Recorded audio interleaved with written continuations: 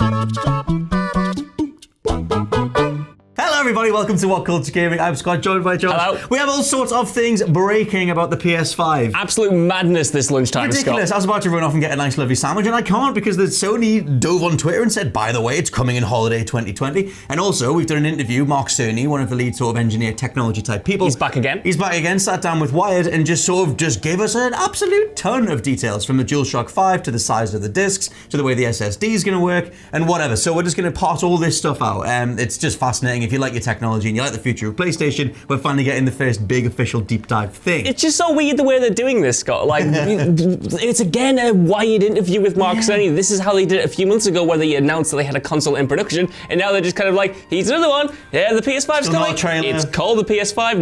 No big event. We're not going to do any big events. We're just going to tell you about them in these interviews. We have to pass it all out. But anyway, let's jump into it. So we speed read this whole interview, and there's a variety of things to pick from it. First up, yes, the official name is the PlayStation 5, although you could kind of assume that anyway. PS5 is too easy and too obvious as a logo to not go with. Disk size is 100 gigs. They said that the PS5 will use 100 gig optical discs, and also that the console will also be a Blu-ray, 4K Blu-ray player. I'm going to have to start buying 4K Blu-rays, Scott, and start, because I've been holding off buying one of those, and now it's going to be in the PlayStation 5. It is about time. I guess we might as well mention the 100 gig thing, because I was thinking that meant that Red Dead Redemption 2 is going to be the sort of, average go-to size of a game. But keep in mind, as you mentioned, Josh, that Blu-rays max out at 80 gig. Yeah. And hardly any games this generation got that, although they do go about 40, 50 and gig. Sony did actually mention in the interview about a couple of new sort of storage-savvy ways they're trying to, optimize the PlayStation experience. He mentioned that games going forward won't just be a bulk install as they are now. You can install either for instance, the multiplayer component instead of the single player, so you can maximize kind of what games are on your system. Because I don't know about you, but the worst thing about the PlayStation 4 Pro, even the Pro with an added hard drive, is having to delete games all the time. Yeah. Having those massive 100 gigabyte plus installs that you just have to either have there or have none of them on there at all. I'm so curious what they're going to do with the actual hard drive size, because it's not in here. They do mention an SSD. Yeah. The fact that they're talking about, you can choose to delete certain aspects, to me indicates that it won't be much bigger than what we already have, because that would hike the price up. I feel like it's going to be pretty beefy, but if they're trying to optimize it internally rather than, beef up the space. The specs of the system. I got there in the end. There's a lot of tasty news. I'm trying to pass it all out. Yeah, rather than, beef up the specs of the system, I think that, to me, indicates that it won't be much more bigger than we already have. I think it's going to be a repeat of the past if they don't make a substantially bigger hard drive. I want multiple teraflops at this stage. Like, if you've got a 100 gig disk and you're going to ask us to do these massive installs, especially if you're going to preload games, digital future, whatever, I have to imagine it's a bigger hard drive. But they haven't covered that yet. It's just a hope for the future. They did confirm the SSD thing, though, the solid state drive, which has been mentioned before. But if you want like a real world example of how that'll affect gameplay or games, it pretty much negates loading times. Yeah. And the example that Mark Cerny gave this for the second time is Spider-Man. And the idea that when you boot into Spider-Man on PS4, if you jump from the main menu to the game, it used to take about 30-ish seconds. Now it takes something closer to 3 or 4. It's like, it's that much of a difference, and apparently that'll be like a huge deal. There was a cool quote at the end of the Wired piece about the next generation is going to be defined by speed and how quickly you can access stuff, and that's kind of really cool, because even though we've come a long way from what we were used to with all of these lengthy install kind of times, the PlayStation 4 and the Xbox One have kind of they've lost the kind of pick up and play ability that the old consoles were kind of defined by. Yeah, like you could just plug in a disc, you can go in an instant. I want that back, and it feels like they're trying to achieve that in every element of the game going forward. Well, something like that, I mean, that was at the start of this generation, it was like, you can pause and resume. Those features came in later, but that was the whole assumption that it would, you would continue that thing going forward. And for the most part, one of the biggest appeals of console gaming is instant access to stuff. Yeah. You don't want to be bothered with installs and tweaking different graphic settings and whatever. You just want to play. And this generation's obviously sort of flirted with the idea of being more PC-centric or PC-minded in terms of, choosing whether you want resolution or performance and whatever. So hopefully they can get that, they can kind of bring that stuff back. Next massive talking point is the controller. They said that it's not confirmed to be called the DualShock 5, although it assumedly would be. It's going to be called Why the would you DualShock change 5? it at this point? But the controller's had some pretty meaningful changes. First up, it's heavier than the old school DualShock. It's been completely changed so that the triggers are adaptive triggers, where they have like force feedback, which reminds me me of what the Xbox was trying to do with the Xbox One controller. But there's a whole bunch of examples given here in terms of if you're playing a game and you draw like a bow and arrow, the controller will fight you a little bit so that you're like, you're pulling it back. And they also said there's a meaningful differentiation between like a machine gun or a shotgun in a game. I assume that triggers will feel differently depending on what you're firing or what you're doing. What do you think of that before I go on to more? I bloody love the sound of that, Scott, because when I was deciding whether or not to buy a PlayStation 4 and Xbox One all the way back in 2013, the controller was a big talking point for me. I didn't like the previous DualShock iterations, and I worried whether this was kind of going to be underpowered compared to Xboxes, because I really like the idea of having the rumble in the triggers. I thought that was a really cool idea. But this seems like the next evolution of that. The fact that different weapons will feel differently, like from a feedback perspective. That goes a long way. It's something we kind of take for granted. I feel like we sort of fully realized the power of rumble features when it wasn't in the PlayStation 3's DualShock.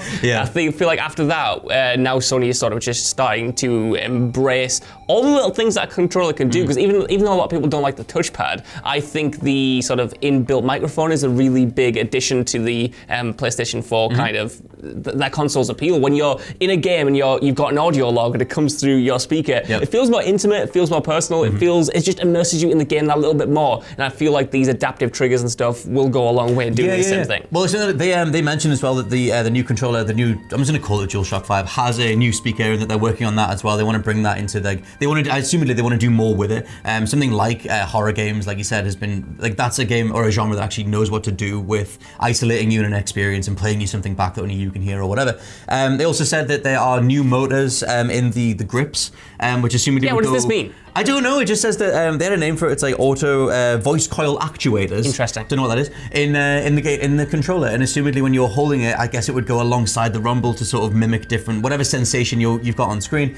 Some other examples of different genre-based stuff that this person got to play on the Wired interview was a character walking through different ground textures, and that the walking through snow felt completely different to the sluggishness of trying to walk through sand, and just things that you don't realize are missing from games until they sort of make it part of the hardware. I'm interested in it. I remember when the Switch sort of debuted all the HD rumble stuff, and it was like, okay, that's fine. For the vast majority though, rumble and vibration in games tends to just sound ridiculous once you crank it up. Yes. It just goes like, and it doesn't really give you anything. Like anyway, it ends up not being able to be divorced from just the sound of a vibrating item. And so I'm curious if you can kind of like make that work and make it be part of the experience. But I like the idea of the stuff that he's suggesting. Me too. I hope so. I feel like that's a kind of, when it comes to sort of the PS5, Mark Cerny has said before that he's looking to innovate in areas that we don't really expect to see innovated. Like he talked about audio in the last White interview and how there wasn't a real jump from the PlayStation 3's audio to the PlayStation 4's, and how he wants to remedy that. He seems like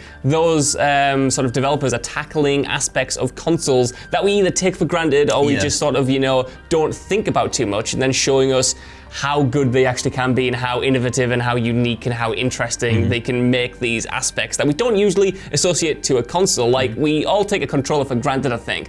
Now sort of Xbox with their Elite controller and stuff has sort of proven how much you can fiddle around with that and how much that can impact the experience overall. And I like the sound of this. I love the idea as well, like of the different feels or different like feel of a game that like, I don't know, like, you're only limited by your imagination if you're a game developer. And if you're going to make some sort of surface, some sort of level environment that we haven't seen before, it can also feel like something we haven't experienced before. And I like the idea of that stuff. In terms of like the feel of weapons and stuff as well, something like Call of Duty, like you're picking your loadout, but then your loadout would be, you might be more comfortable with a certain type of weapon, or in an RPG, you might want to swing a bigger sword because you'll feel the kickback a lot more, as opposed to using some daggers, which might be lighter, which might be easier on your hands. Like, I like the idea that the loadout extends to us as players a lot more. There's always been that kind of intangible kind of concept of sort of game feel, and like the way a jump feels in a game, the way one might feel sort of often one feels just right, and how you kind of have to just that's sort of a passive element of gaming, but it's a very important element of gaming, and I think this kind of taps into that. That's satisfaction of being in control of a game and getting the feedback from it. Well, a lot of people cite like Mario's jump as the best jump, and it's weird because you can't really describe it that well. But if you play a Nintendo game, you know what that jump jump feels like versus like a jump in, I can't even think of any other game with a jump Devil in. May Cry. Devil May Cry. That thing, they always feel different and they always feel more, individual and signature. And it's like, if you're gonna give us that toolkit for developers from the get-go, then assumedly they would code that stuff in. One of the last things that I picked up on is that they mentioned the dev kit that was being used in the play session with this person who got to play it, was the thing that matched up with the leaked patent from a couple of months ago. Yeah. The version of the PS5 that looks like a weird jetpack, twisted, looks like a thing from the Transformers that falls off Megatron. It does a little bit, yeah. I'm really up for that. I don't know where I fall on this, Scott, because it does, like you said, look a bit like the armor that falls off one of the dinosaurs in Horizon Zero Dawn when you shoot it. And it looks decent, you know.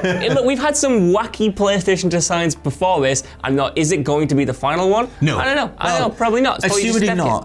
The thing is with this, they've said that they've geared it towards cooling, and they want to, initially one of the things with the leaks was that they'd made this system that was geared towards cooling so that it can handle all the different things that it'll be doing on the processor side.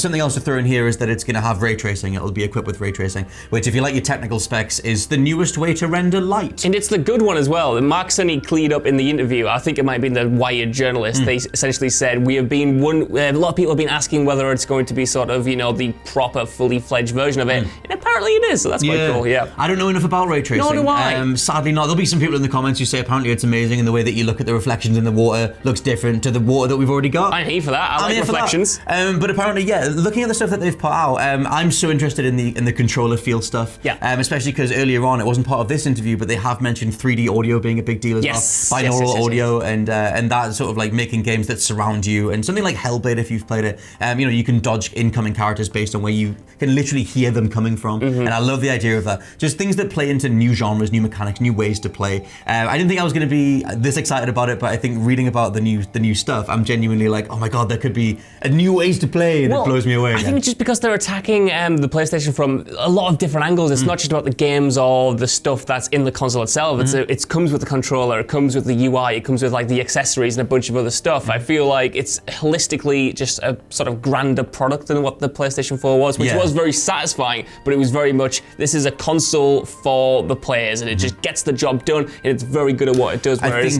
this seems like they're trying to innovate in other areas now. I think that the PS4 was very much a Force Awakens. It was like, we messed up with the PS3, let's just do the thing we know we can do well. It's for the players, don't worry about it. We'll focus on the exclusives, and the hardware will keep up and it's fine. But at this stage, they're so far out ahead that like they can allow to sort of take a few sort of risks and experiment with some stuff. And so far, based on what's out there, it seems pretty damn promising. What are your final thoughts, sir? I think it sounds really good. I want to go back immediately into the office and find out as much as I possibly can about it. I'm going to have to pre-order it before 2020, but at least now we know it's coming. We've got a lot of information about it. I want to know more about sort of like the UI and the social elements, because they did hint towards this. They said about how they were changing kind of like the friends list and what you can see other people playing, so you can jump into it more. I want to know more about those linked patents like the PlayStation Assistant and the mad hologram thing, but I'm very excited. It sounds like they're doing a lot of cool things, and I'm excited to see what Xbox Scarlett has up their sleeve as well, because apparently the rumors suggested that was a more powerful console, but I wonder if Sony's has more bells and whistles to kind of battle it. I think going forward it's going to be all up for grabs. How do you sort of get the vast majority of gamers to look your way when we've pretty much perfected what a video game is, at least as far as we thought anyway.